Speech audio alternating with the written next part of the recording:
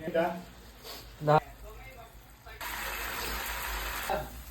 metro ka. Oh. Muntik lang, isang araw.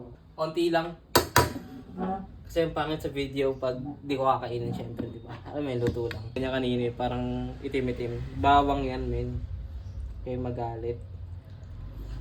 Yan. Tapos huwag niyo i-overcook yung yung atay. Let's go. Ayan o.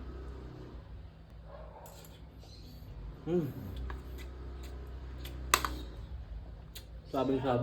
Gusto yung magbaon, makatipid-tipid kayo dahil alam niyo naman sa opisina, napaka-overpriced ng pagkain. Lalo na dun sa amin. Grabe sa amin, men. Parang na yung pansandok ng gatas. Ganun yung ulam na 65 pesos. 80 ang ulam. Grabe. Hanip na yan. Kala mo sarap ng pagkain, hanip. Bisit! Mga may gout dyan, ito ang kainin nyo. Iwas gout.